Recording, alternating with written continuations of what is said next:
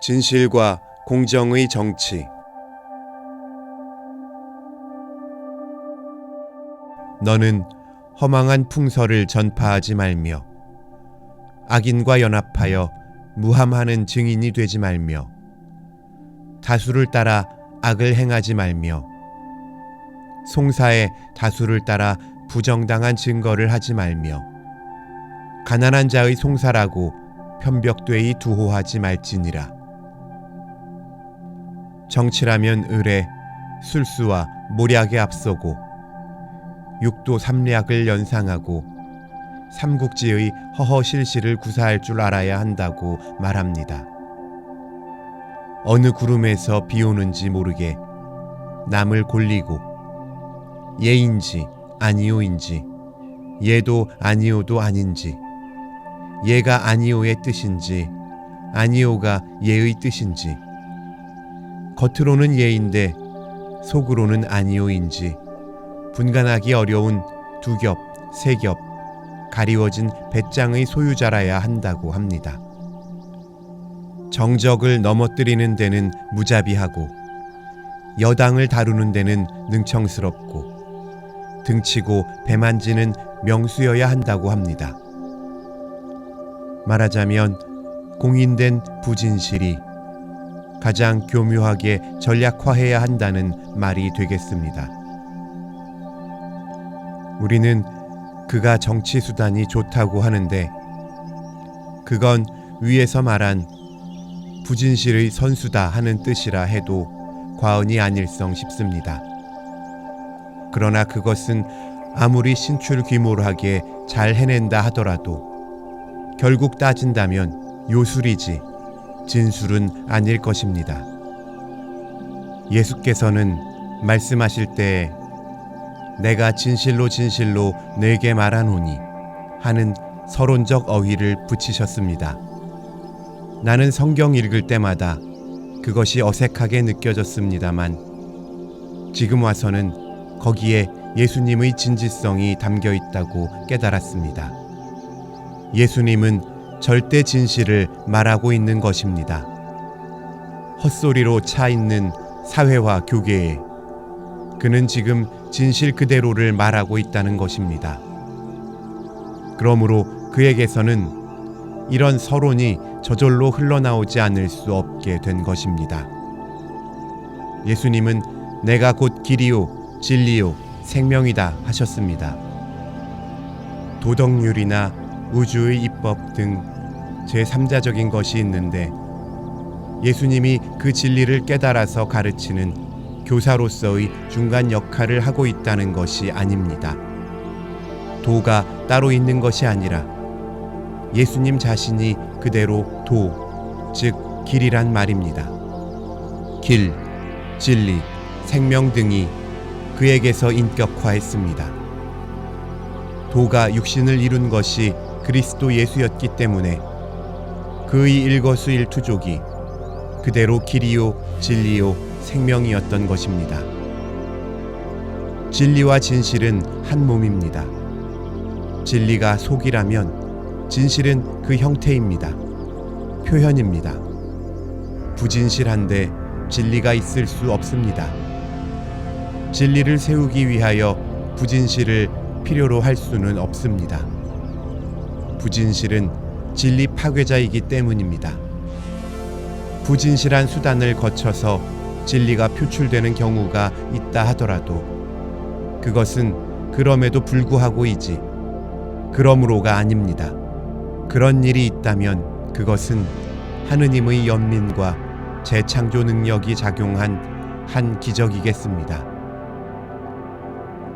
진실이라 해도 당장의 공리적인 효과나 이성적인 납득을 얻지 못하는 경우가 많습니다만 결국에는 세월과 함께 인격적인 신뢰를 가져오는 것이 사실입니다. 인격적인 신뢰처럼 고귀한 것이 어디 있습니까? 인심이 그에게 쏠리고 그를 존경하고 사랑하고 믿는다면 인간으로서 그보다 더 행복한 일이 어디 있겠습니까? 부진실한 사람을 누가 믿겠습니까? 그가 억지로 정권을 잡는다 해도 백성은 그를 신뢰하지 않습니다. 그래도 정권 유지의 야욕은 그를 미치게 합니다. 그래서 자기 백성을 탄압합니다. 민심은 점점 더 이반됩니다. 악순환이 계속됩니다. 우리는 예수를 믿는다라고 합니다. 우리는 그를 신뢰합니다. 왜 그러는 것입니까? 그의 말, 그의 행위, 그의 전 생애와 인격이 절대 진실하기 때문입니다. 믿을만하며 믿어서 실패할 것 없으며 믿어서 보람을 느끼기 때문입니다. 나도 예수를 믿은 지 35년이 됩니다만 믿은 것이 잘못이었다는 생각은 추호도 없습니다. 좀 더 잘 믿지 못하는 것이 죄송한 것 뿐입니다. 2000년 내 수억만의 신도가 있었겠습니다만 모두 같은 마음으로 긍지를 느끼며 정진하였을 것이 사실입니다. 혹 대열에서 사라진 사람들이 있었다 하더라도 그들이 자신의 연약함을 안타까워했을 것뿐이고 결코 유쾌하지는 않았으리라 믿습니다. 그렇다면 이제 정치에서만 부진실이 정상일 수는 없습니다. 우리 자신은 이 후보자 중 어느 누가 비교적 더 진실하나를 살펴봐야 합니다. 다음으로 공정 또는 공의 없이 정치가 잘 되는 법이 없습니다. 정치는 법으로 얽어매어 다스리는 것인데 법의 본질은 공정이기 때문입니다. 빼기니 뇌물이니 하는 것으로 공의를 왜곡시키고 폭력과 속임수로 일시 승리한다 하더라도 그것은 결코 오래가지 못합니다. 그 자체 안에 자살의 독소를 지니고 있기 때문입니다. 이제 우리는 이런 원칙적인 것을 전제로 하고 다시 오늘의 본문을 읽어봅시다. 너는 허망한 풍설을 전파하지 말며 악인과 연합하여 무함하는 증인이 되지 말며 라고 했습니다. 요새 벽보도 많고 선전반도 많고 삐라도 많습니다. 거기 따라 허위 선전도 홍수같이 거리에 넘칩니다. 자기에게는 잘못한 것이 하나도 없고 상대방에게는 잘한 것이 하나도 없다고 떠듭니다. 이것은 허망한 풍설입니다. 이런 것을 덩달아 선전해서는 안 되겠습니다.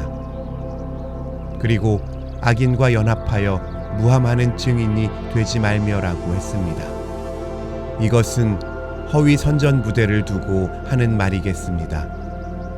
상대방을 중상모략하는 선전반에 가담하지 말라는 것입니다. 다수를 따라 악을 행하지 말며 송사에 다수를 따라 부정당한 증거를 하지 말며 라고 했습니다. 다수란 것이 민주주의의 강점임과 동시에 약점입니다. 윤리성보다도 다수를 노리는 때 거짓 지도자는 다수를 조작하여 악정을 정당화할 수가 있습니다. 다수가 악한 지도자의 꼭두각시로 춤을 춥니다. 이것이 타락한 민주주의의 표징입니다. 다수를 따르면 편하기도 하고 자리도 하나 얻을 수 있습니다. 그래서 양심도 지조도 원칙도 없이 다수에 섞여 밀려다닙니다. 크리스천으로서는 못할 일입니다. 예수님은 바리새인, 서기관, 사두개인, 제사장, 민중, 로마인 등 절대 다수에게 아니다를 선언하고 십자가에 혼자 죽으셨습니다. 그러나 거기서 구원과 부활과 영광이 태양같이 떠올랐습니다. 거기서 선의 항구화와 생명의 영원함이 구현되었습니다. 참된 민주주의는 소수자의 심판에 정화되어야 합니다. 그리고 다수가 소수와 함께 하느님 말씀에 심판받는 것입니다. 송사의 다수를 따라 부정당한 증거를 하지 말라. 다수가 유리하다고 해서 재판정에서 부정당한 증언을 한다면 그는 비겁한 인간일 것입니다. 공정해야 합니다. 가난한 자의 송사라고 편벽되이 두호하지 말지니라. 너는 가난한 자의 송사라고 공평치 않게 하지 말라. 너는 뇌물을 받지 말라. 뇌물은 밝은 자의 눈을 어둡게 하고 의로운 자의 말을 굽게 하느니라. 모든 국민을 바르게 자유롭게 살도록 보살피고 특히 가난한 사람, 병든 사람, 밑바닥에 깔려 사는 민중을 더 위해 주는 것이 민주정부인 것입니다. 그런데 자유민주의 나라라는 우리나라 정부 관리와 사회 특권 인사들에게 있어서는 백 없이 되는 일 없고 뇌물 없이 처리되는 사건이 없다고들 합니다. 이런 사례는 부패 이기주의여서 민주 파괴 운동입니다. 우리는 자유민주주의를 그리스도화해야 하겠습니다. 크리스천 정신의 바른 민주주의적 정치 문화를 건설해야 합니다. 입 후보자나 투표자나 진실로 일관해야 하겠습니다. 선거 기간 중 공정이 절대 보장되어야 하겠습니다. 이 일을 위하여 기도하고 계몽하고 협력해야 합니다.